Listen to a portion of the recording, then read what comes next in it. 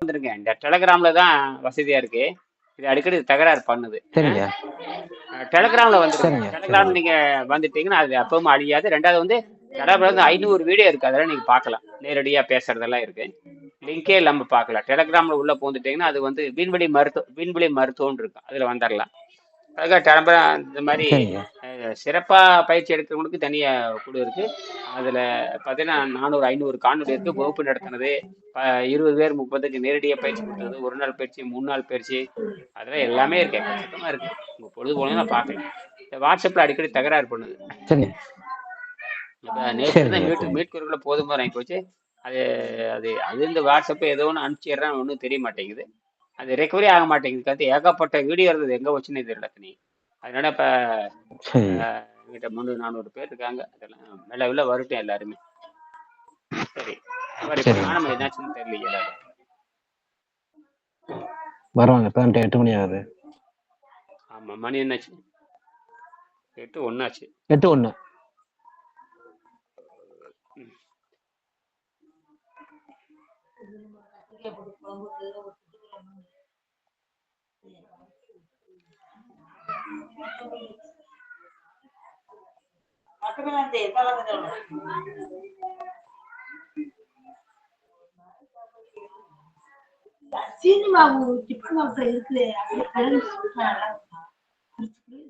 சரஸ்வதி, இன்னைக்கு என்னமா பண்ணீங்க? சரஸ்வதி இருக்கீங்களா? ஆ ம். சரஸ்வதி இருக்கீங்களா? கேசவன் வணக்கம், வாங்க. உங்களுக்கு உங்களுக்கு வாட்ஸ்அப்ல அனுப்பிச்சு செய்தியா எனக்கு திருப்பி அனுப்புங்க. ம். இதெல்லாம் மறுபடியும் குழு உற்பத்தி பண்ணியிருக்கேன். வாட்ஸ்அப்ல உங்களுக்கு யார் யாருக்கு வாட்ஸ்அப்ல செய்தி அனுப்பிச்சிருக்கணும் அத்தனை பேர் திருப்பி அனுப்பிச்சிரு மாதிரி கேட்குறேன். ஆமா, ஏன்னா இந்த எல்லாரும் டெலிகிராம்ல வந்துடலாம். இனிமேல் டெலிகிராம்ல நம்ம எல்லாம் செய்தி அனுப்பிச்சிக்கலாம். இந்த வாட்ஸ்அப்பை நம்ப முடியாது. அதனால அதுக்கு வந்து எல்லாம் டெலிகிராம்ல வந்துருங்க. ஏன்னா நம்ம செய்தி அதிலே கொடுத்து பழகிக்கலாம், பேசுறது போறது வரதெல்லாம். இந்த வாட்ஸ்அப்புங்கிறது ஏதோ தேவைப்பட்டதுன்னா வீடியோ மட்டும் பேசிக்கலாம். மற்றதெல்லாம் வந்து நம்ம கூகுள் சந்திப்பை பயன்படுத்திக்கலாம், டெலிகிராம் பயன்படுத்திக்கலாம். இப்ப பாரு, நேற்று போனது ஏதோ பண்ணிட்டேன், அது 12 மணி ஆயிடுச்சு. மறுபடியும் எதையுமே கொண்டு வரல. கிட்டத்தட்ட 500-600 வீடியோ இருக்கு. ஆனா அது நல்ல வேலை எல்லாமே இதில் தூக்கி போட்டுருக்கேன். டெலிகிராம்ல வச்சிருக்கேன். டெலிகிராம்ல பாத்தீங்கன்னா 500-600 வீடியோ இருக்கு. இது வரைக்கும் எக்கச்சக்கமான பேரை சந்திச்சது, பிற நேரடியா நோயாளிகளை சந்திச்சது, யானைக்கால் வியாதி சந்திச்ச பல நோயாளிகளுடைய காணொலி அதில் இருக்கு. அது பக்கம் 3 நாள் சந்திப்பு, 3 நாள் வகுப்பு நடத்தினது, 4 நாள் வகுப்பு நடத்தினது, இந்த மாதிரி பல வகுப்பு அதில் இருக்கு. இந்த வாட்ஸ்அப்ல இந்த மாதிரி ஏதோ டெலிட் பண்ணிடுமோ, அது ஏதோ ஆயிருது. அதனால டெலிகிராம்ல வந்தீங்கன்னா 500 வீடியோக்கு மேல இருக்குது, ஏகப்பாடு. அதுல வந்து 400 பேர் இருக்கிறோம். இதுல வந்து ஒண்ணுமே இல்லை. அதனால வந்து எல்லாரும் டெலிகிராம்ல வந்துருங்க. எல்லாருமே டெலிகிராம்லயே நம்ம வந்து பேச்சு கீச்சு எல்லாமே பண்ணிக்கலாம். அது அழியவும் அழியாது. ரெண்டாவது வந்து அந்த குழுல சேர்த்துட்டோம்னா 2 வருஷம் 3 வருஷம் 5 வருஷத்துக்கு முன்னாடி இருந்ததெல்லாம் இன்னைக்கு வீடியோ இருக்கிறத பார்த்துக்கலாம். சரியா? சரி.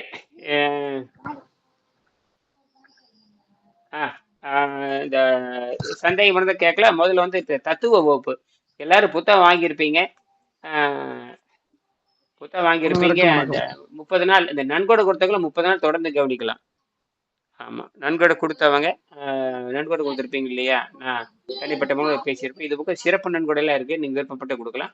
அதுபோக தனிப்பட்ட முறையில் பயிற்சி எடுக்கிறவங்க தனி, அது வேற.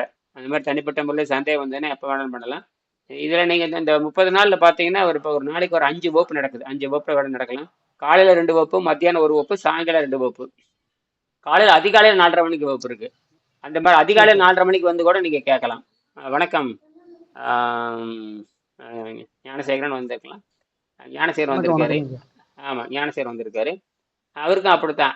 நீங்க இந்த மாதிரி பயிற்சி எடுத்து கேள்வி கேட்டு கேட்டு பயிற்சி வந்ததுன்னு வச்சுங்க. உங்களுக்கு காலையில அனுப்பிச்சு வச்சோம், பாத்தீங்களா? நீங்க கேள்வி கேட்டதெல்லாம் பாத்தீங்களா? பாத்துங்க. மிக்க மகிழ்ச்சி. Right right. இன்னைக்கு கூட அந்த ஸ்வீடன்ல இருந்து ஒருத்தர் கேள்வி கேட்டிருந்தாரு. ஒரு 50-60 கேள்வி அனுப்பிச்சு, ஒரு 10-15 கேள்வி அனுப்பிச்சிருந்தேன். பாத்தீங்களா? ஒரு 15 கேள்வி ஒன்று அனுப்பிச்சிருக்கும் பாருங்க. எப்படி பண்றீங்க, ஏன் பண்றீங்க, எப்படி அது எனக்கு திருப்பி எனக்கு அனுப்புங்க. இந்த வாட்ஸ்அப் எல்லாம் அழிஞ்சு போச்சு.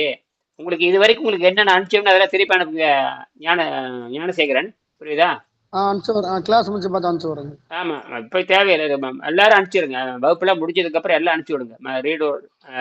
மறுபடியும் திருப்பி உள்ள பதிவிறக்கம் ஆகட்டும், நீங்க அனுப்பிச்சு விடுங்க, ஆகட்டும். சரியா? அந்த லிஸ்டே இல்லைங்கிட்ட, இந்த வெறும் குழு தான் இருக்கு தவிர ஒரு 10 பேருக்கு ஒரு 2 அது யாரு ஒருத்தர் பட்டியல பெயர் பட்டியலே இல்ல அதுல. எல்லாம் அழிஞ்சு போச்சு. அதனால எல்லாருமே எதிர்காலத்தில் டெலிகிராம்ல பயன்படுத்திக்கலாம். புரியுதுங்களா? டெலிகிராம்ல வகுப்பு நடத்துறது, பேசுறது, நீங்க செய்தி அனுப்புறது டெலிகிராம் மட்டும் அனுப்புங்க. நான் ஏற்கனவே உங்களுக்கு பயிற்சி கொடுத்துருக்கேன் டெலிகிராம், அதுல வந்துருங்க. அதுல அழியாது நமக்கு அதுல. சரியா? சரி, இப்ப என்ன ஆரம்பிக்கலாம்? இது நம்ம ம், எங்க காலையில வேலை கடுமையான வேலை இன்னைக்கு மத்தியானம் சாயங்காலம்? ஆமாங்க. சரி, வெளிய பரவாயில்ல பரவாயில்ல. வெளிய பார்ப்பாங்க. வேலை இருந்தா தேவையில்லை, நமக்கு 5 வகுப்பு இருக்கு இல்லையா?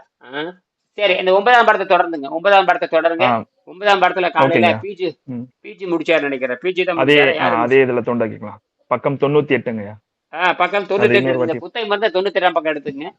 காடு ஏத்தா. தெய்வம் வந்துட்டீங்களா? தெய்வ ராஜாங்கம். ம். ஐயா வணக்கங்கய்யா. நான் ஐயா திருச்சியில. வணக்கம். ஆமா, நீங்க மதுரை தானே நீங்க?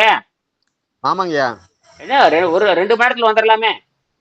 வர்றேங்க. ஆ நானுமே இந்த அங்க மாசம் கடைசியில். கோயம்புத்தூர்ல வந்துட்டு பாப்பா அக்ரிகல்ச்சர் படிச்சிட்டு இருக்கீங்க, அங்க போயிட்டு அப்படியே அங்க வந்து பாத்துட்டு வரலாம்னு முடிவு எடுத்திருந்தேன். சரி சரி. இப்ப திருச்சின்றதுனால நான் இந்த பக்கம் முடிவு மாத்திக்கிட்டீங்க, வந்துடுறேங்க. அது என்ன திருச்சி கோபி போகணும். அங்க கோபியில நமக்கு வகுப்பு எடுக்கிறதுனால எனக்கு கோபி ஒண்ணுதான். இந்த பட்டினியா இருக்கிறவனுக்கு எங்க போனாலும் ஒண்ணுதான். கோபியும் ஒண்ணுதான், கும்பகோணம் ஒண்ணுதான், அது வந்து சென்னையும் ஒண்ணுதான். பட்டினியா இருக்கிறவனுக்கு எங்க போனதே என்ன? சுத்தமான காற்றும் சுத்தமான நீரும் ஏதோ குறைந்த சிறிதளவு மிக குறைந்த உணவு இருந்தா போதுமானது. சரியா? எத்தனை பக்கம்? 95ஆம் பக்கங்களா?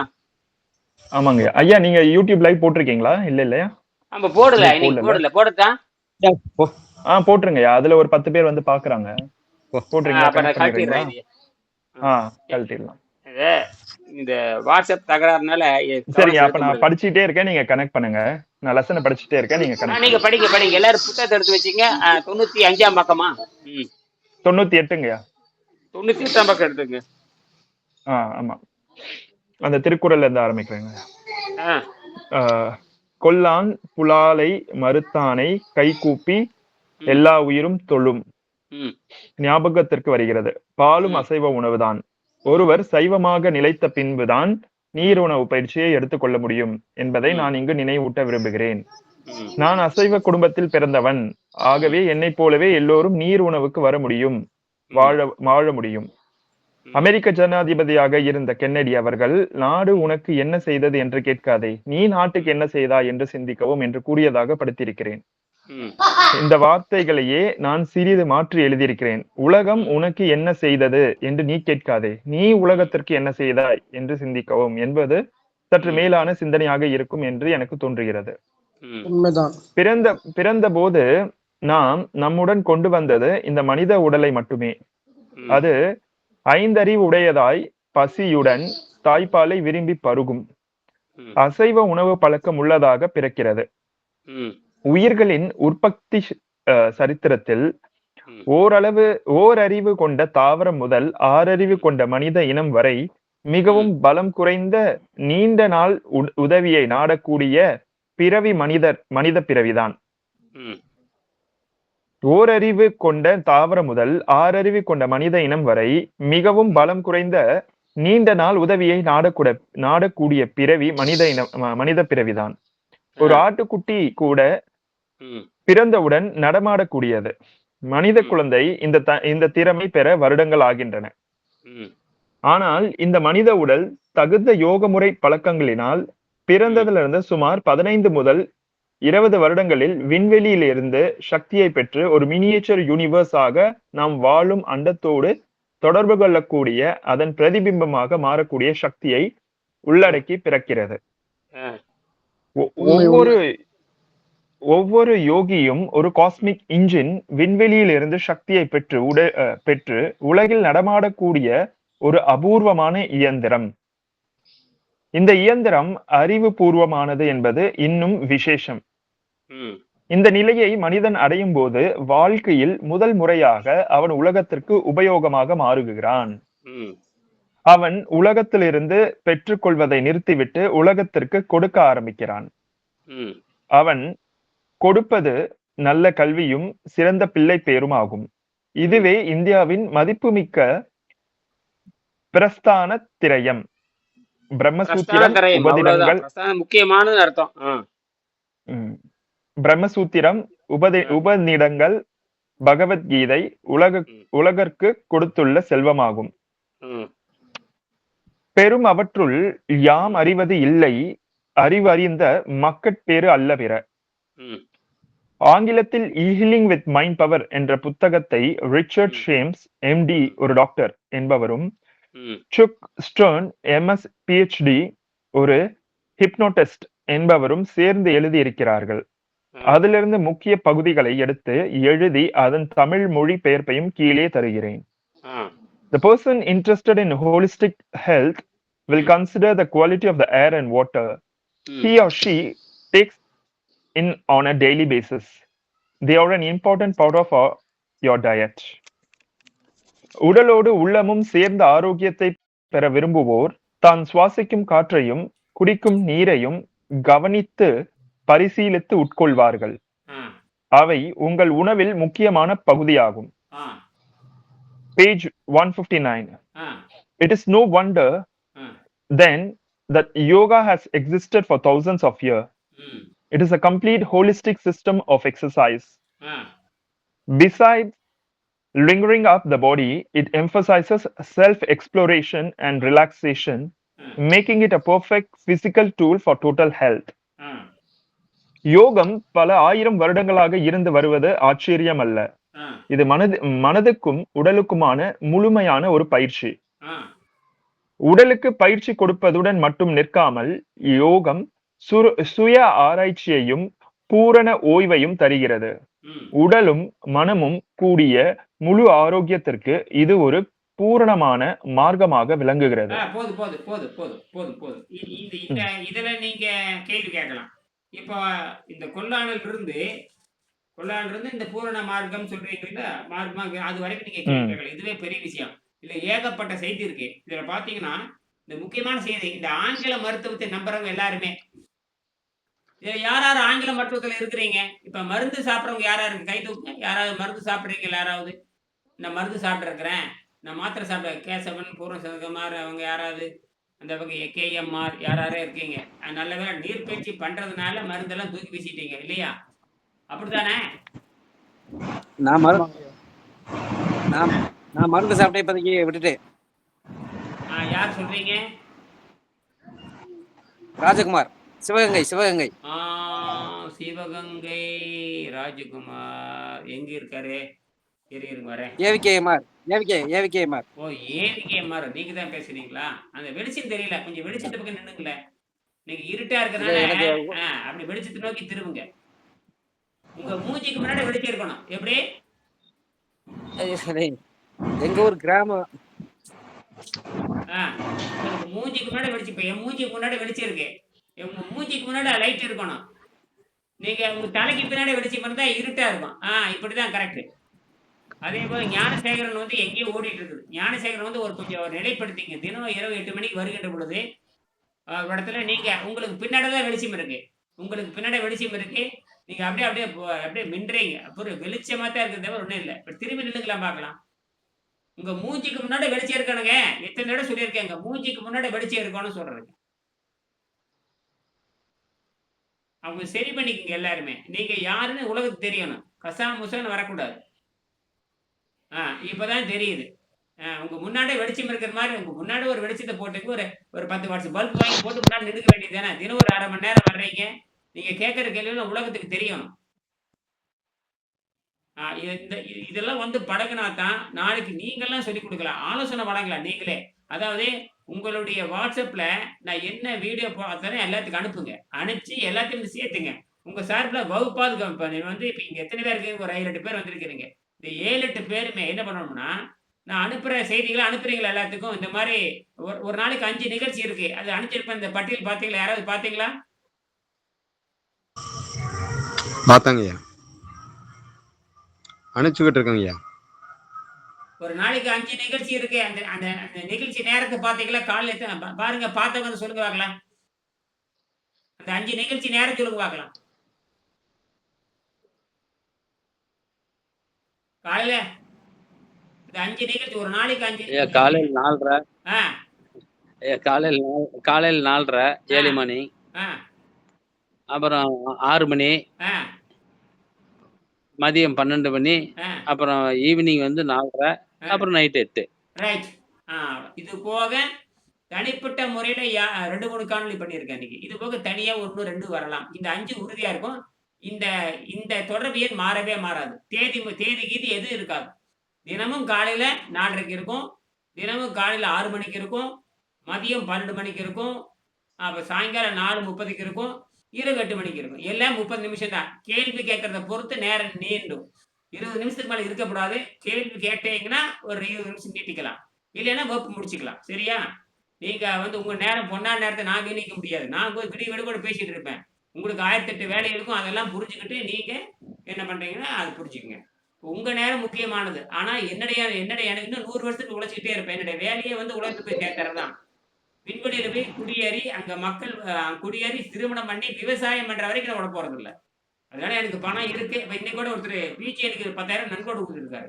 போன மாசம் 12,000 சூப்பர் நன்கொடை சூப்பருங்க. குடுத்துருக்கு. இந்த மாசம் 10,000 நன்கொடை. ஆச்சரியமா இருக்கு.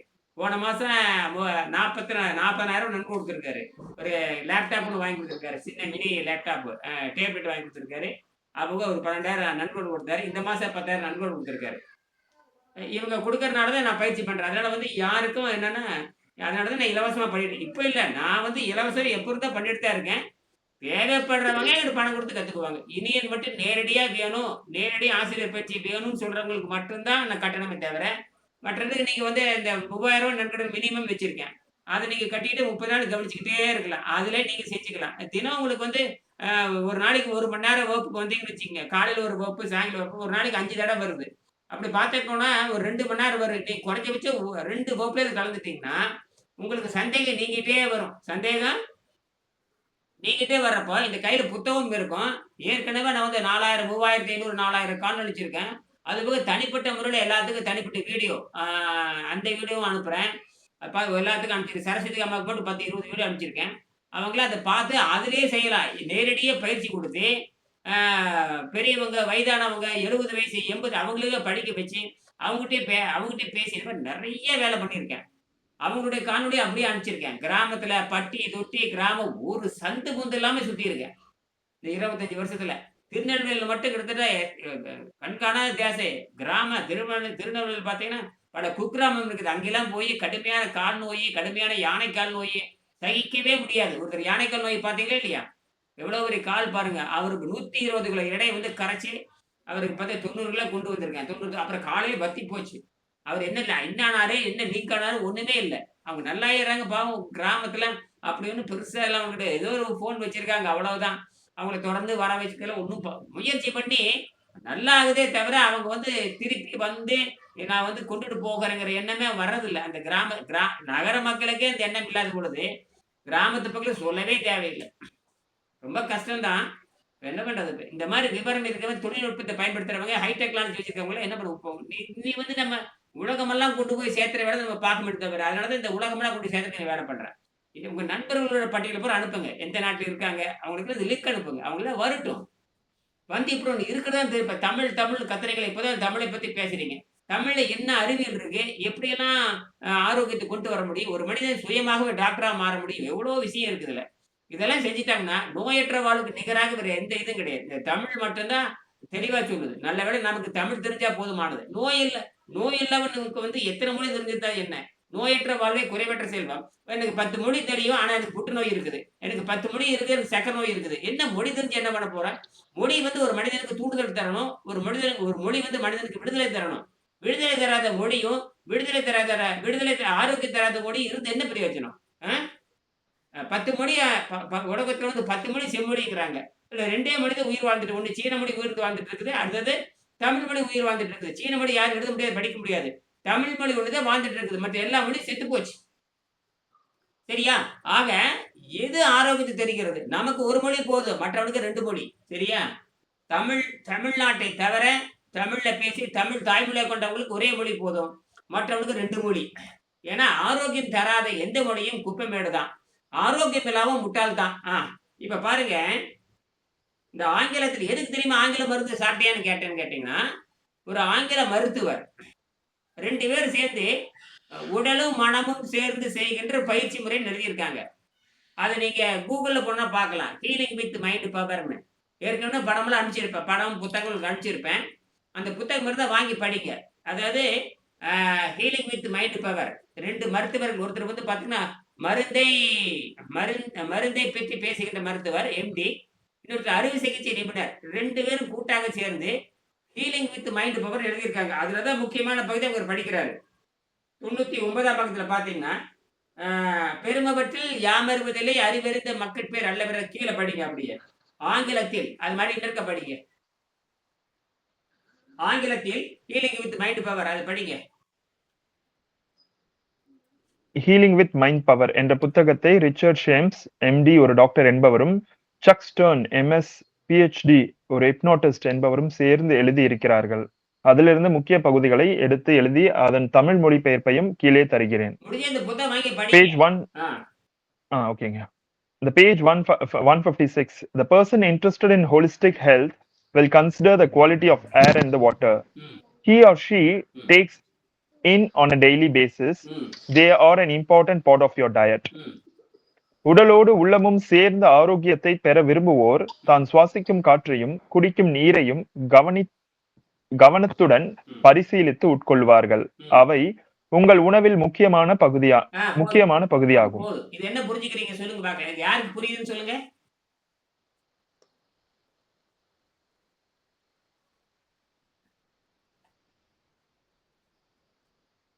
புத்தகம் வச்சிருந்தா பார்த்துக்கலாம், இல்லாதவங்க திருப்பி கேட்கலாம். அதாவது ஒரு 2 ஆங்கில மருத்துவர்கள் என்ன சொல்றாங்க, ஒரு ஆணோ பெண்ணோ ஆரோக்கியத்தை விரும்புகின்ற புனிதமான ஆரோக்கியத்தை விரும்புகின்ற ஆணோ பெண்ணோ என்ன செய்யணும்? இன்னொருக்க படிங்க. சுத்தமான காற்றையும் நீரையும் அருந்த வேண்டும். யாராவது சொல்லியிருக்காங்க? சுத்தமான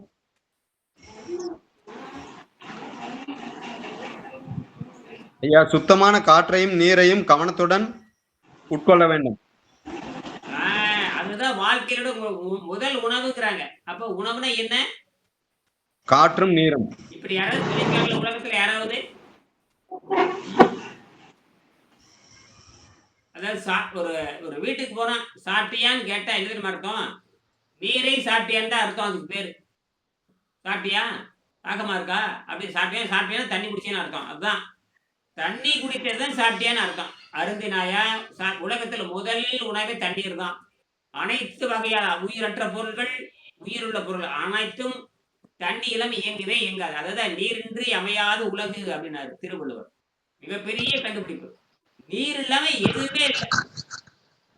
நீர் இப்ப செவ்வாயில நீர் இருக்கான்னு தேடுறாங்க, அங்க என்ன பண்ண போறாங்கன்னு தெரிய மாட்டேங்குது. நிலாவுல நீர் இருக்கான்னு தேடுறாங்க, ஒன்றும் பண்ண முடியாது. என்ன யாரு குடிக்க போவாங்க, யாரு போக போறாங்க? அங்க ஒன்றும் நடக்காது. விண்வெளியில மேல பாத்தீங்கன்னா, விண்வெளிங்கிறது ஒரு 400 கிலோமீட்டர் உயரம். நமக்கு பாத்தீங்கன்னா கண்ணுலயே பார்க்கலாம், வெறுங்கண்ணாலேயே அந்த விண்வெளி ஆராய்ச்சி மையம். அது ஒரு வீடு, செயற்கை வீடு. பூமியில என்னென்ன வசதி இருக்கோ, பூமியில ஈரப்பதம் இருக்கோ, பூமியில ஈரப்பதம், காற்று, நீர் 3 எடுத்துட்டு போயிடுறாங்க. அது போக உணவு பழக்கம். அவங்க ஏன் இறைச்சி, முட்டை, பால், வெண்ணெய், கறி, மின்னு, கோழி முட்டை, கருவாடு, அப்புறம் பன்னிக்கறி, ஆட்டுக்கறி, மாட்டுக்கறி, எல்லா கறியும் கொண்டு போய் தின்னுட்டு நோயாளியத்தை திரும்பி வர்றாங்க. வெடிக்கு போகாம பல நோயாளியா, நோய் பிண்டமாத்தான் வெளியே வர்றாங்க. ஏன்னா அவங்க திங்கற கூட ரத்தம் அழுகி போகுது. விண்வெளியில் திங்குற அத்தனை பேர்த்து உடம்பு என்ன ஆகி போகுது? அழுகி போகுது. அழுகுமா அழுகாதா? அழுதும். எப்படி அழுகு சொல்லுங்க பார்க்கலாம். விண்வெளிக்கு போறவங்க வந்து இந்த மாதிரி நான்வெஜ் எல்லாம் சாப்பிடும்போது பார்த்தோன்னா அதில் இருக்கிற கழிவுகள் எல்லாம் வந்து உடம்புல அப்படியே சேரும். அது இல்லாம டாய்லெட்டும் சரியா போக மாட்டாங்கன்னு சொல்றீங்க. அப்படிங்கிற பட்சம் கழிவுகள் வந்து உடம்புல அக்குமுலேட் ஆகி அது உடலை கெடுக்கத்தான் செய்யும். அப்ப அழுகத்தான் செய்யும். சாதாரண பூமியில இருக்கிறவனுக்கு இந்த லட்சணம்னா, விண்வெளியில் மேல போறவனுக்கு டாய்லெட்டே போடலனாக்க அப்புறம் என்ன ஆகும்? அதெல்லாம் செயற்கை தான் உறிஞ்சி எடுப்பாங்க. அப்ப இங்கேயே பூமியில என்ன பண்ணணும்? பயிற்சி கொடுத்து பயிற்சி கொடுத்து உணவு பாதையில திடப்பொருள் இருக்கப்படாது, சிறுநீர்லயும் வரக்கூடாது. அதாவது யோக நிலை மாறித்தான் போகணுமே தவிர பிணந்தெண்ணிகள்லாம் போயிட்டு இருக்க முடியாது. புரியுதா? அப்போ யோக நிலையில் இருக்கிறவங்க தான் போக முடியும். இதெல்லாம் தெரியாம எலன் மாஸ்கோ அல்ல இஸ்ரோவோ நாசா விஞ்ஞானிகளோ அல்ல ரஷ்ய விஞ்ஞானிகள் இதெல்லாம் உணராத வரைக்கும் ஒண்ணு நடக்காது. இவனுக்குள்ள போய் சேரணும். அதனாலதான் நான் வந்து ஒரு முயற்சி பண்ணேன். போன மாசம் ஒரு முயற்சி பண்ணேன். போன மாசம் 10ஆம் தேதி நான் 10, 11, 12, 13 இந்த 3 நாள் 5 நாள் அங்கதான் இருந்தேன். அந்த பல நாட்டு மாணவர்களை சந்திச்சேன். கரெக்டா இன்னைக்கு கூட எத்தனை நாள் ஆச்சு, 20 நாள் ஆச்சு. உங்க சந்திச்சு இதெல்லாம் கொடுத்தேன். இந்த மாதிரிலாம் இருக்கு அப்படின்னு. அவங்க எல்லாம் என்ன புரிஞ்சுக்கிறாங்க என்ன நமக்கு ஒண்ணும் தெரியாது. ஆனா ஒண்ணு, எல்லாம் தமிழ் படிக்கிறாங்க. ஆனா ஜெர்மனில போய் நாம் இதை சொல்லிக் கொடுக்கணும். இதை போய் ஆராய்ச்சி பண்ண வைக்கணும். அதெல்லாம் ஒரு 3 வருஷத்துல இதெல்லாம் பண்ணி ஆகணும். இந்த பிரகாசன் ஒருத்தர் வந்தாரு, ஆளவே காணோம். அவரது வடக்கறிக்க நான் போறேன்னு இருந்தாரு. என்ன ஆனான்னு தெரியல. அவருக்கு கூட்டு பார்த்து காணோம். இந்த ஒரு 10 நாளா காணோம் எல்லாருமே. பழைய ஆளுகள் எங்க போனாங்கன்னு தெரியல. ஆரம்பிச்ச புதுசுல யாரும் இருந்தாங்களே, நல்லா புதுசு புதுசா வந்துட்டு இருக்கிறீங்க, இதுவாது இருக்கட்டுமே. ஆரம்பிச்ச கூட பழைய ஆளுக்கு எங்க போனாங்கன்னே தெரியல. சரி, ஆங்கிலத்தில் ஹீலிங் வித் மைண்ட் பவர் என்ற புத்தகத்தை இந்த முடிஞ்ச இந்த புத்தகத்தை வாங்கி படிங்க. அல்லது கூகுள் குரோம்ல போனீங்கன்னா ஹீலிங் வித் மைண்ட் பவர் போட்டு பாருங்க. ஒரு 2 மருத்துவர்கள் சேர்ந்து ஆராய்ச்சி பண்றாங்க. இதைத்தான் நன்கு சுத்தமான பிறகு ஒரு மனிதன் காற்றையும் நீரையும் அவ்வப்போது பயன்படுத்துகின்ற பொழுது நன்கு சுத்தமானது பிறகு உடல் என்ன வாங்க தெரியுமா? சுத்தப்படுத்துகின்ற உடல், நன்கு சுத்தமான உடல். அதுக்கு என்ன வித்தியாசம் சொல்லுங்க? சுத்தப்படுத்தாத உடல் எப்படி இருக்கும்? சுத்தப்படுத்தப்பட்ட உடல் எப்படி இருக்கும்? சுத்தப்படுத்தாத உடல் வந்து பாத்தீங்கன்னு சொன்னாக்கா பசி எடுக்கும். பிளஸ் வந்து டாய்லெட் வந்து தேக்கம் இருக்கும். கழிவுகள் வந்து உள்ளார தேங்கும். உடல்ல வந்து நோய்கள் உருவாகும். சுத்தப்படுத்தாத உடல். சுத்தப்படுத்திய உடல்ல வந்து கழிவுகள் அதாவது கழிவுகள் உள்ளார தங்காது. அதே மாதிரி ரத்தம் சுத்தமா இருக்கும். அவங்களுக்கு வந்து ஆரோக்கியமா இருக்கும். உணவுகள் தேவைப்படாது. நீர் மட்டுமே இருந்தா போதும். நீர் மட்டும் இருந்தா போதும். அதை மட்டுமே கொண்டு வாழலாம். அதுதான் சுத்தப்படுத்தப்பட்ட உடல். அருமை அருமை, நல்ல செய்தி. இது வேற யாரும் கருத்து சொல்றீங்களா? சுத்தப்படுத்திய உடல், சுத்தப்படுத்தாத உடல். ஞானசேகரன் ஐயா அவர் சொல்லிட்டாரு, கரெக்டா இருக்கு ஐயா, ஒன்றும் பிரச்சனை இல்லை. சுத்தப்படுத்துகின்ற பொழுது சுத்தப்படுத்தாத பொழுது உடல் எப்படி இருந்தது? சுத்தப்படுத்தியதுக்கு அப்புறம் உங்களுக்கு உடல் எப்படி இருந்தது? சுத்தப்படுத்தாத போது ஐயா நோயால பாதிக்கப்பட்டேன். சுத்தப்படுத்தின பிறகு இப்போ நோய் இல்லாம சௌரியமா இருக்கேன். நடுநிலைத்தன்மையோடு இருக்கேன்னு சொல்லலாம். நான் வந்து பீரியட் ரத்தம் வந்து பீரியட் ஆகி போச்சோன்னா நடுநிலைத்தன்மை, அதாவது உடல் எடை ஏறவும் ஏறாது, இறங்கவும் இறக்காது. அப்போ தேவையான உணவுகள் எடுத்துக்கலாம். அதை மறுபடியும் நம்ம சுத்தம் பண்ணிக்கலாம். அப்படி எடுக்கின்ற போது நடுநிலைத்தன்மையோடு இருக்கும். அப்படின்னா உங்களோட உண்மையான சதையில வாழணும். அது என்னது? உண்மையான சதை என்ன தெரியுமா? காற்றையும் நீரையும் அருந்துகின்ற பொழுது உண்மையான சதை ஏற்படும். என்னது? ஆமாங்க ஐயா. நான் திருப்பி சொல்லுங்க, நான் என்ன சொன்ன தெரியுதா? காற்றில் சுத்தப்படுத்திய பிறகு நன்கு சுத்தப்படுத்திய பிறகு, சரி, நன்கு சுத்தப்படுத்திய பிறகுக்கு என்ன ஒரு அடையாளம் வச்சுக்கலாம்? நன்கு சுத்தப்படுத்திட்டேன் அப்படின்னா என்ன என்ன அந்த அடையாளம் என்ன? நம்மளுடைய வெயிட், ஜீரண நீர் சுரக்காது. அது அப்புறம் நம்மளோட வெயிட் வந்து ஸ்டேபிளா ஒரு இடத்துல நின்னுடுங்க. அதுக்கப்புறம் இறங்காது. அப்புறம் அவ்வளவுதான், எடை நின்னுரும். நாக்கு சுத்தமா இருக்கு. அப்ப என்னன்னு தெரியுமா? நாக்கு பொலிச்சுன்னு இருக்கும் சுத்தமா. நாக்குல வெள்ளை பிணவாடை இருக்காது. காலைந்திரிச்சு என்ன வாடை இருக்காது? பிணவாடை இருக்காது, சளி படியாது. சொன்ன மாதிரி மனிதனுக்கு பிணவாடை இருக்காது. தெய்வீகத்தன்மை வீசக்கூடிய நறுமணங்கள் ஏற்படும் இங்க உண்மையிலே. ரைட் ரைட் ரைட், சரி, நல்லது. அது போக உணவு பாதையில் என்ன இருக்காது? மலம் இருக்காது.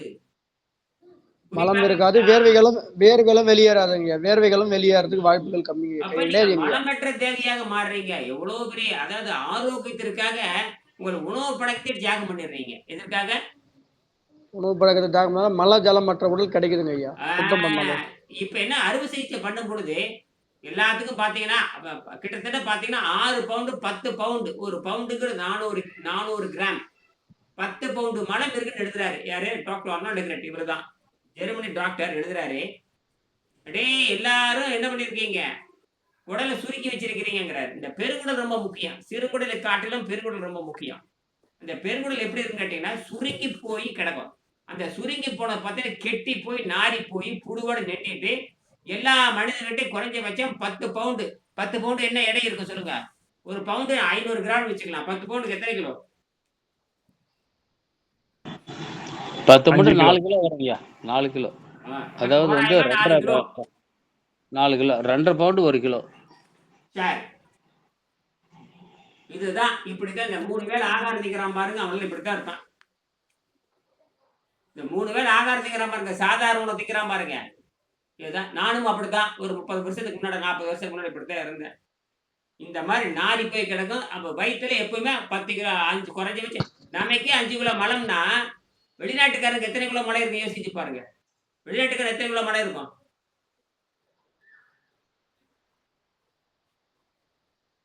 உணவு திட்டத்தை பொறுத்து அதிகமா இருக்குங்க, கூடுதலா இருக்கு. சும்மா சொல்லுங்க, வெளிநாட்டுக்கு நேரம் வெளிநாட்டுக்காரருக்கு எத்தனை மலை என்ன இருக்கும்? ஒரு 10 கிலோ 5 கிலோ இருக்குங்க. இருந்ததுன்னா வெளிநாட்டுக்கு 2 10 கிலோ கிலோ இருக்கும். இருக்கலாம். அவன் திங்கிறது என்ன? அவன் திங்கிறது கூட என்ன? ஃபுல்லா வந்து சிக்கன், பர்கர் எல்லாமே எல்லாமே அது எக்ஸ்ட்ரா லார்ஜ், எக்ஸ்ட்ரா சைஸா இருக்கும். பன்னிக்கறி ஆ. அப்ப பதப்படுத்தப்பட்ட உணவுகள் நிறைய சாப்பிடுறாங்க ஐயா. கெட்டு போன உணவு தான் அவங்க அப்ப உடல் எடுத்து சாப்பிடுறாங்க. பார்த்தா என்ன வாடி பதப்படுத்தப்பட்ட உணவு. அடிக்கக்காரங்க. மருத்துவர்கள் பக்கத்துல நிக்க முடியாது. மருத்துவர்கள்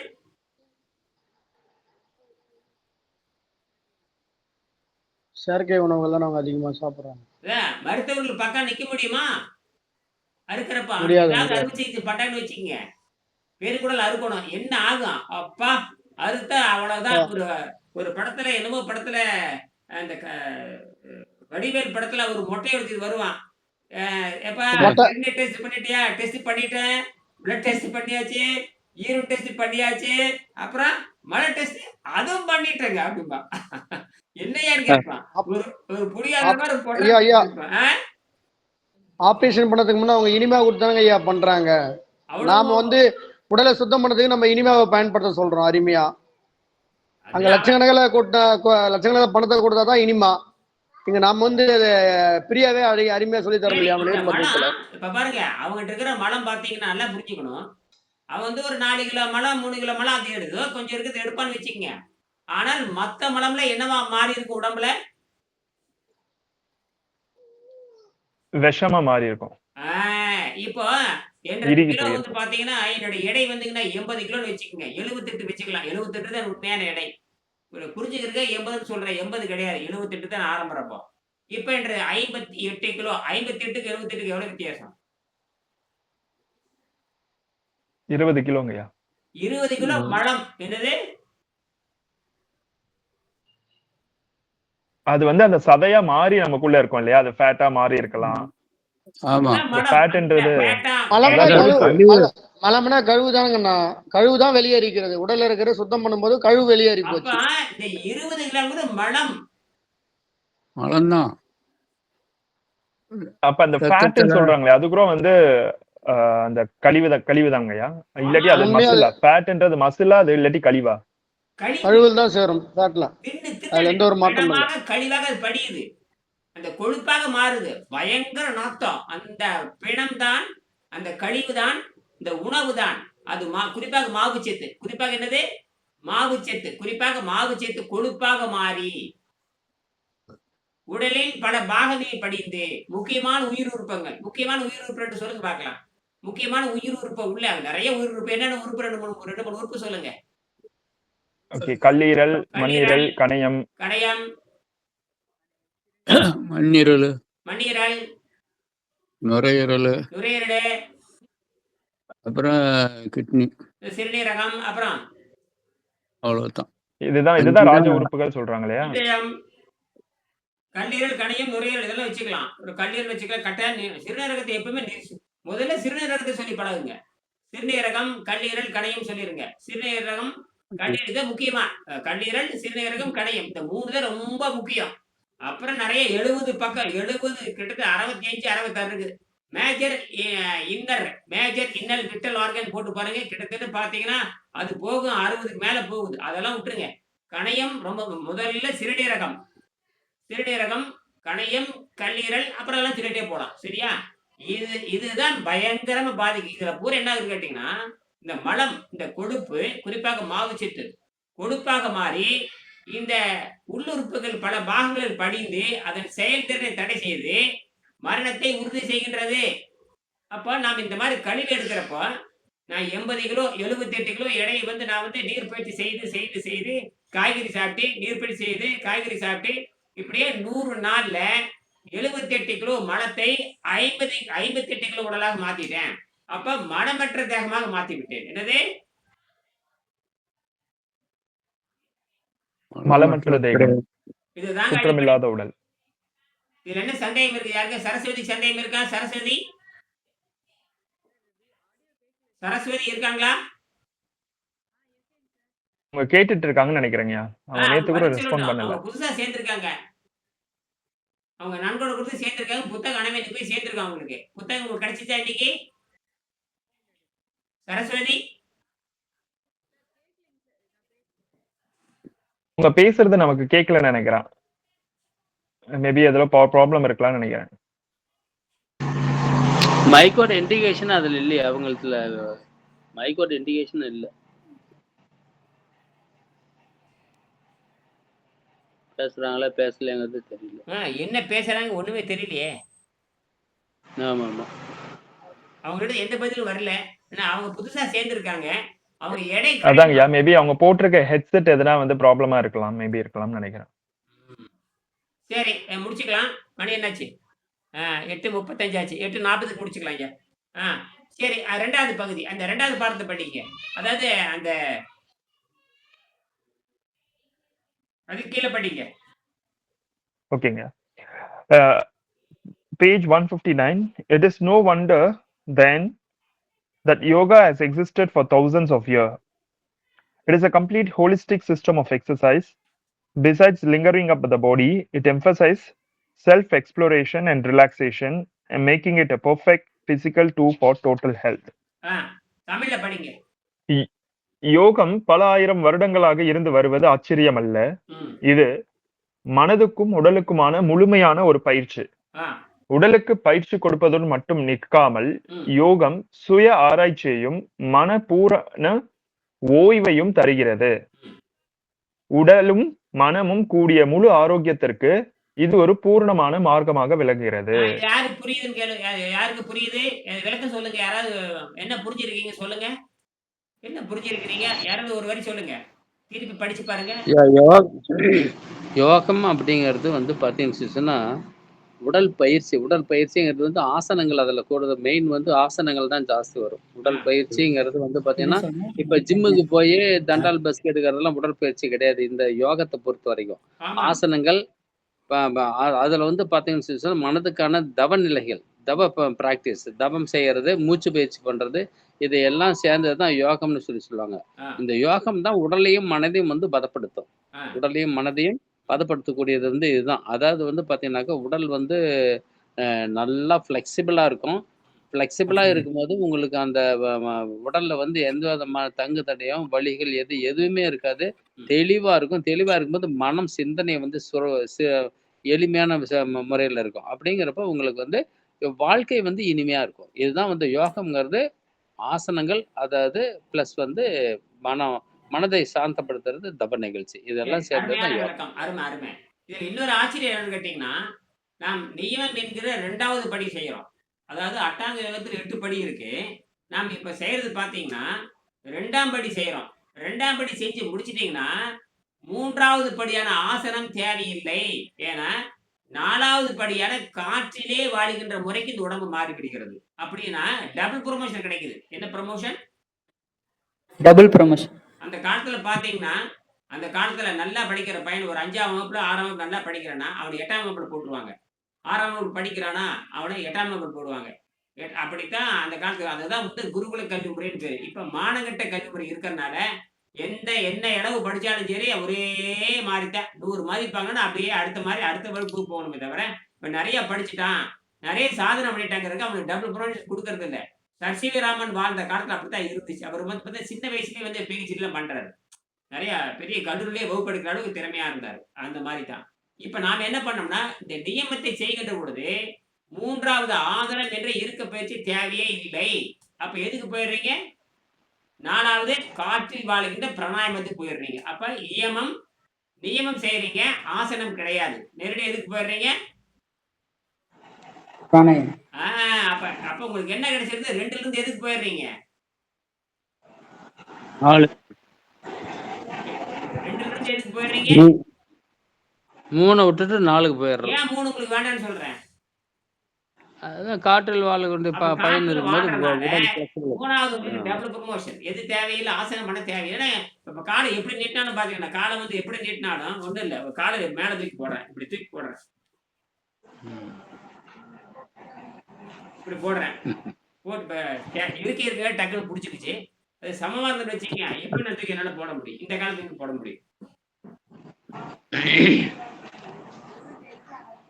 போட்டு வணக்கமே போட முடியும். இந்த இருக்கிறது தான் இடைஞ்சலா இருக்கு.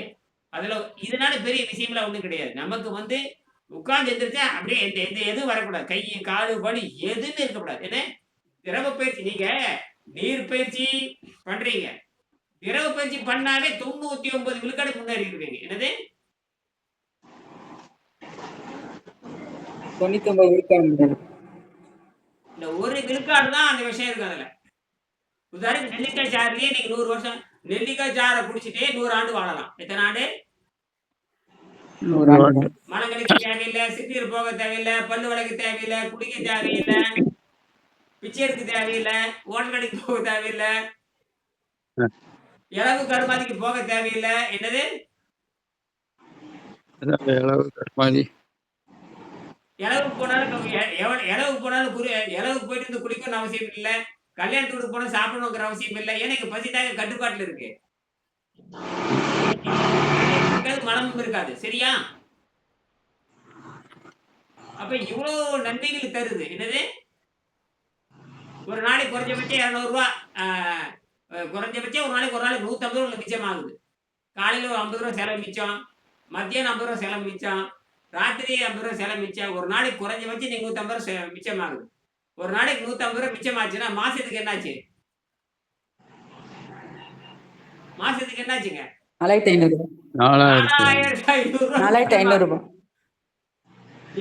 அது இல்லாம வந்து நம்ம வந்து கான்ட்ரிபியூட் பண்ண ஆரம்பிச்சிருவோங்க. இப்ப நம்ம வந்து செலவு பண்றது கம்மியானாலும் பாத்தீங்கன்னா நம்ம உலகத்துக்கு கொடுக்க ஆரம்பிச்சிருவோம் நிறைய. அதாவது நம்ம எடுக்கிறதும் இல்ல, உலகத்துல இருந்து நம்ம எடுக்கிறத ஸ்டாப் பண்ணிடுவோம் கம்ப்ளீட்டா.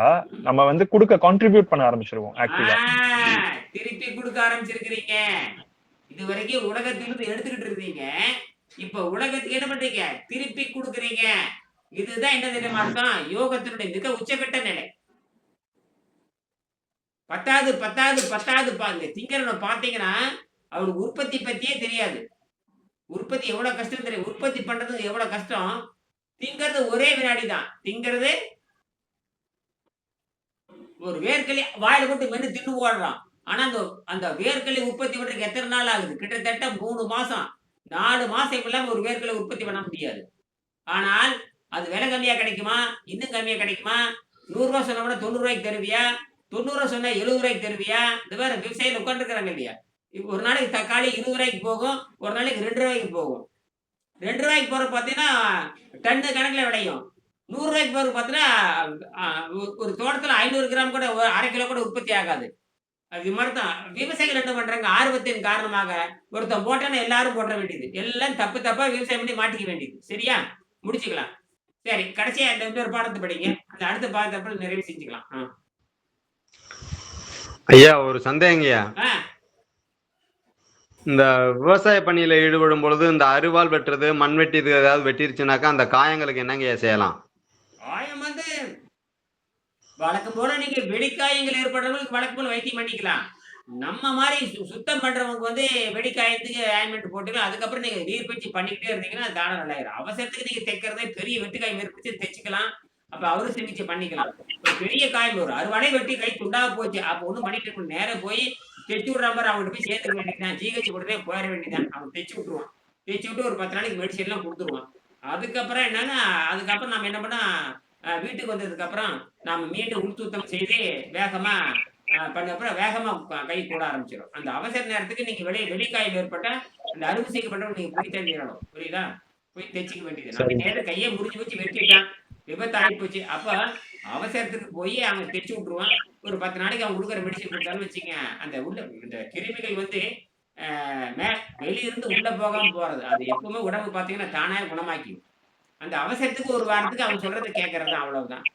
அவசரத்துக்கு ஒரு வாரத்துக்கு மாத்திரது எல்லாம் எடுத்துக்கலாமா? ஒரு வாரத்துக்கு கேட்டுக்க வேண்டியது. அப்புறம் அதுக்கப்புறம் நம்ம வீட்டுக்கு வந்து சுத்தப்படுத்திக்கலாம். ஏன்னா ஆளை கொண்டு போடாது. அது மருந்தே, அது வந்து நோயை குணமாக்குறது கொடுக்கறது இல்ல, அழுத்தி வை பக்க அந்த வலியை அழுத்தி வைக்கிறது கொடுக்கறதா. என்னது? வலியை அழுத்தி pain killer, pain killer, pain pain killer, killer. வலி வலி நிவாரணம். ஆமா, அத அதனால மத்து ஊசின்னு சொல்லுவாங்க. மத்து நம்மளோட உடம்ப மத்து ஆக்கிடும். அதாவது அந்த வலியோடைய ஆழம் நமக்கு தெரியாம இருக்கிறதுக்காக அந்த ஊசி போடுறது, அந்த மருத்துகள் மாத்திரைகள் கொடுக்கறது. ஏன்னா இப்ப அதுதானே செஞ்சு வச்சிருக்காங்க. அதெல்லாம் மரத்து தான் போயிடுமே வெளியே உங்களுக்கு நோயை குணப்படுத்தாது. நீங்க காற்றுல ஓப்பன் ஏர்ல அப்ப அந்த அவசரத்துக்கு சின்ன காயத்துக்கு நீங்களே பண்ணிக்கலாம். பெரிய காயமா இருந்தா நீங்க தைச்சுக்க, அவங்ககிட்ட போய் நீங்க பண்ணிக்க வேண்டியதுதான். நீங்க நேரா அரசு மருத்துவமனைக்கு போனா தைச்சு விடுறாங்க. அதனால ஒண்ணே ஐயா, அந்த வலி தெரியாம இருக்கிறதுக்காக இந்த அனஸ்தீஷியா எல்லாம் கொடுக்குறாங்க பாத்தீங்களா? அதுவும் டேஞ்சர் தானே. அதெல்லாம் போயிட்டு வந்துட வேண்டியதான். நீங்க 10 நாளைக்கு நீங்க இப்ப முதல்ல பெரிய காயம் ஏற்பட்டுச்சு, ரத்தத்தை நிறுத்தணும்னு வச்சுக்கங்க, அந்த காலத்துல இருந்தாங்க. அப்போ தைச்சு விட்டுருவான், அவ்வளவுதான். அதுக்காகத்தான் வெளிக்காயத்துக்கு மட்டும்தான் அந்த மருத்துவம் தேவையே தவிர, வெளிக்காயம் என்பது வேற, உள்காயம் என்பது வேற. என்னது சொல்லுங்க? வெளிக்காயம் ஈஸியா கிளியர் ஆயிடும். உட்காயத்துக்கு தான் கொஞ்சம் நமக்கு தெரியாது எல்லாரும் என்ன நடக்கும். அதைத்தான் நம்ம பண்றோம். அது நீங்க பண்ணிக்கலாம், வெளியே போய்க்கலாம், அது ஒன்றும் தப்பு கிடையாது. புரியுதா? இந்த வெளிய வேலை செய்யறது பட்டி டிங்கரிங் பாக்குற வேலை மாதிரி. ஆமா, டிங்கரிங் ஒர்க். அதுதான் அவங்க பாக்குறாங்க. ஐயா என்னோட மைக் கேட்காம இருந்தது இவ்வளவு நேரம், அதனாலதான் பேச முடியுது. அதான் ரொம்ப நேரம் உங்க ஐயா வந்து கூப்பிட்டு பாத்தாருங்க. உங்க மைக்கு நான் அப்ப ஆமாங்க, எங்க பேசுன மைக்கு சரியில்லாம இருந்ததுங்க. லேப்டாப்ல சரியில்லை, அதனாலதான் இப்ப போன்ல வந்தேங்க சார். மைக் இண்டிகேஷன் இல்லாத. அதான் நான் நினைச்சேன், நான் ஏதோ மைக்கு தான் சரியில்லை அப்படின்னு. உடம்பு எப்படி கழுவுறது, எப்படி உடம்பு கெட்டு போச்சு, வயிற்றுல மலம் வந்து 4 கிலோ மலம் இருக்கு, அதெல்லாம் கணக்கு கிடையாது. ஆனால் மொத்த எடையும் பார்த்தீங்கன்னா 20 விழுக்காடு மலம் உடம்புல இருக்கும். அது கொழுப்பாக மாறி இருக்கும், அது சடியாக மாறி இருக்கும், அது நச்சுத்தன்மையா மாறி இருக்கும். இதெல்லாம் தான் மலம்னு அர்த்தம். ஆக வயிற்றை சுத்தம் பண்றது மட்டுமில்ல, கடைசி மலம், அதாவது இப்ப என்ற எடை பார்த்தீங்கன்னா 78 கிலோ மலம் இருந்தது, இப்ப 58 கிலோ மலம். இப்ப வந்து சுத்தமான தேகம் சொல்லலாம். அதாவது சதையில, உண்மையான சதையில வாழ்றது. என்னது? உண்மையான சதையில. இந்த உண்மையான சதை வர்றதுக்கு எவ்வளவு கரைச்சிருக்கிறேன்? 78க்கு 58க்கு எவ்வளவு வித்தியாசம்? 20 கிலோ மலம். வயிற்றுல பாத்தீங்கன்னா 4 கிலோ மலம் தான் போச்சு. மிச்சம் 18 கிலோ, அந்த 16 கிலோ மலம் வந்து சதையா மாறி, கொழுப்பா மாறி, நாத்தம் முடிச்சு பிணவாடை அடிச்சுட்டு இருந்தது. அப்ப நீங்க திங்கிறதெல்லாம் மலமா மாறி சேர்ந்துருது. என்னது? திங்கறதுலாம் மலமா மாறி அதை பூரா கரைச்சி எடுக்கிறதுக்கு 6 மாசம் ஆகும். என்னது? 6 மாசம் ஆகும் கரைச்சி. அப்ப என்னங்கன்னா 3வது நாள்லயே உங்களுக்கு நாளைக்குல உங்களுக்கு பிரச்சனை குறைய ஆரம்பிச்சிரு. இப்பதான் இன்னைக்கு புத்தகம் கைக்கு வந்து சேர்ந்துருக்கும்னு நினைக்கிறேன், வந்துரும்னு நினைக்கிறேன். வந்துருச்சா? இல்லைங்க சார், வரலைங்க சார் இன்னும். நேற்று அனுப்பிச்சாச்சு, இன்னைக்கு வந்திருக்குமே. சென்னை தானே நீங்க? வரலைங்களே சார் இன்னும். இல்ல வரல, இன்னும் வரலைங்க சார். கூப்பிட்டு கேட்டு பாருங்க. நாளைக்கு என்ன ஞாயிற்றுக்கிழமை, திங்கக்கிழமை கிடைச்சிடும். ஒன்னா இன்னைக்கு கிடைக்கும், நாளைக்கு கிடைக்கும். கூப்பிட்டு பாருங்க. ட்ராக் வந்திருக்குமே, ட்ராக்கிங்ல போட்டு பாத்தீங்களா? ட்ராக் பண்றேன்னு சொல்லிட்டு இருக்காங்க. போட்டு பாருங்க, கிடைச்சிடும். சரி, ரைட்டு. அப்போ உங்க எடை எவ்வளவு? உங்களது எடை எவ்வளவு நீங்க பாத்தீங்களா? உடல் எடை எவ்வளவு உங்களுக்கு? என்னோட எடைங்க சார், என்னோட எடைங்களா? ஆமா, 86 சார். என்ன உயரம் இருக்கீங்க? என்ன உயரம்? 6 அடி இருப்பீங்களா? 156 சார், 156. குட்டையாத்தான் இருக்கீங்க இல்லையா? 100 கிலோ எடை இருக்கீங்க. நீங்க வந்து பாத்தீங்கன்னா 55 கிலோக்கு வரணும். எத்தனை? 55க்கு. அப்படியே 40 கிலோ மலம் உள்ள இருக்கு. என்னது?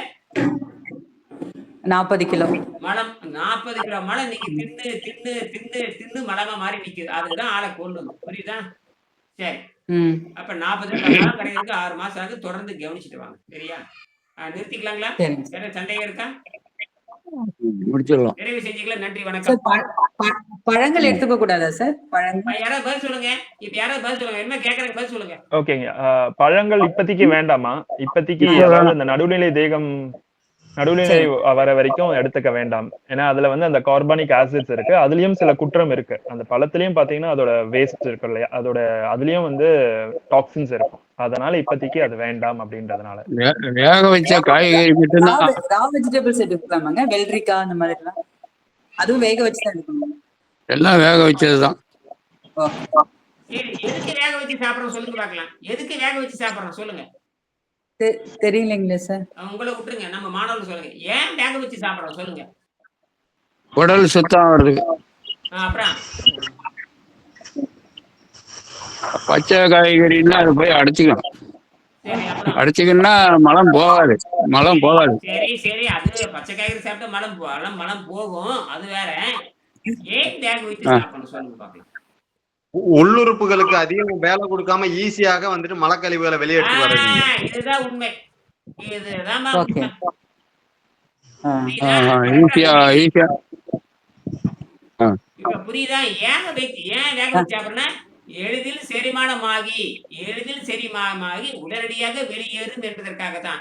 உள்ள எந்த செரிமானம் உள்ள எந்த உறுப்புக்கும் வேலை இல்லை, எந்த உறுப்புக்கும் வேலை இல்லாம செய்து விடுகிறது.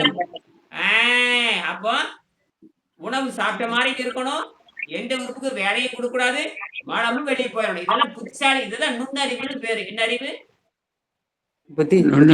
நுண்ணறிவு. வெறும் புத்தி அல்ல, நுண்ணறிவு. யார் இருக்கிறான்? ஆனால் நுண்ணறிவை யாரும் பயன்படுத்துறது இல்லை. அதெல்லாம் நோயாளி வந்திருக்கோம். சரியா? வீட்டு சந்திக்கலாம். நன்றி.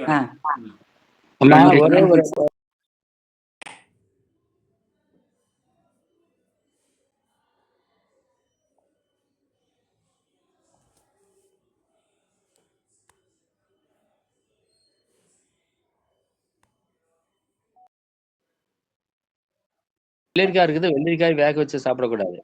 புரியுதுங்களா? அந்த மாதிரி பச்சையா சாப்பிடக்கூடிய காய்களை வந்து நீங்க வந்து பச்சையா தான் சாப்பிடணும். அதே மாதிரி வேக வச்சு சாப்பிடக்கூடிய காய்களை வந்து வேக வச்சு தான் சாப்பிடணுங்க. இப்ப வந்து கத்திரிக்காய் இருக்குது, ஒன்னும் குழப்பிக்க தேவையில்லை. நீங்க வேக வச்சே சாப்பிடலாம். யாரும் கவலைப்பட தேவையில்லை. நீங்க ஏன்னா நேரடி சுத்தத்துக்கு வந்துடுறோம், அதனால ஒன்றும் பெரிய கவலைப்பட தேவையில்லை. வேக வச்சு சாப்பிட நல்லதுன்னு. வெள்ளரிக்காய் வேக வச்சு தினாலும் ஒன்று எல்லாம் ஒன்றும் பிரச்சனையே இல்லை. அது வந்து சும்மா வாய் இருக்காம இருக்கிற வெள்ளரிக்காய் சாப்பிடலாம், அது வேற. ஆனா நம்ம நோக்கம் வந்து ரத்தத்தையும் பெருங்குடலும் சுத்தம் செய்யறதா. அப்ப தண்ணீரும் வேக வேண்டிய காய்கறி தான் அடிப்படை. மற்றதெல்லாம் அப்படி கேள்வி கேட்காம ஓரமா தூக்கி வச்சிருங்க. என்னது? ரத்தத்தையும் பெருங்குடலையும் சுத்தம் பண்ணணும், நீரை அருந்திட்டு வரணும், சாயங்காலம் வேக வைத்த காய்கறி வச்சு வேக வச்சு முடிச்சிடணும். இதை தவிர ஒண்ணுமே இல்லை. பட் நீங்க சொன்னீங்க இன்னொன்னு கூட சொன்னீங்க.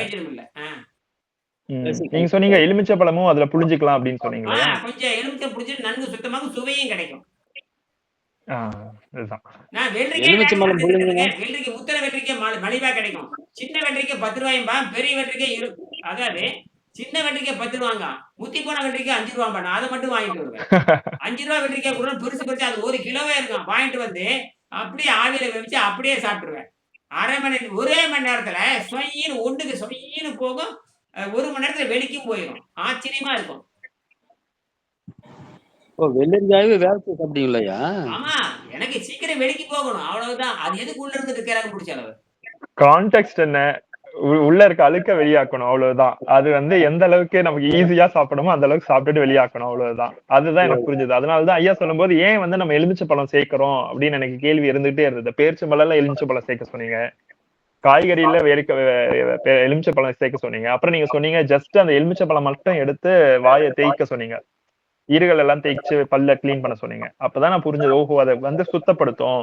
அந்த எலுமிச்சை பழத்தை நம்ம காய்கறிகளையும் சேர்த்தோம்னு வச்சுக்கோங்களேன், அது இன்னும் போய் கிளீன் பண்ணணும் அப்படின்னு. உதாரணத்துக்கு ஒரு காய்கறி பொரியல் பண்ணிட்டீங்க, உப்பு காரம் போடாம பொரியல் பண்ணிட்டீங்க. முடிஞ்ச அளவுக்கு உப்பு காரம் குறைச்சிக்கங்க, போடாம இருக்கு நல்லது. ஒரு 10 நாளைக்கு உப்பு காரம் போட்டு சாப்பிட்டு பழகுங்க, குறைச்சிடுவாங்க. சரி, உப்பு காரம் நீக்கிட்டீங்க. அப்போ சுவை வேணும்னா ஒரு அரை எலுமிச்சை புளிஞ்சு அப்படியே இந்த சாரை மேல புளிஞ்சு சாப்பிட்டு பாருங்க, அற்புதமா இருக்கும். உப்பு இல்லாத பத்திகான ஊறுகாயை கண்டானா அது சொல்லுவாங்க. உப்பு இல்லாத பத்திகான ஊறுகாய பார்த்தானா, அந்த வாங்க மச்சான் வாங்க அந்த வழியை பார்த்து போக ஒரு பாட்டு. அந்த காஞ்சி போன கருவாடு மாதிரி நீங்க வந்து அந்த காலையில இருந்து சாயங்காலம் வரைக்கும் ஓய்வுல இருந்துட்டு நீங்க எலுமிச்சை புளி சாப்பிட்டு பாருங்க, அவ்வளோ அற்புதமா இருக்கு. என்னது? அதாவது அந்த பசி ஜீரண நீர் வந்து அப்படி தூண்டி விட்டுரும். அது அப்படி இருக்கும், பாருங்க, செய்யுங்க. மீண்டும் சந்திக்கலாம். நன்றி, வணக்கம். நன்றிங்க.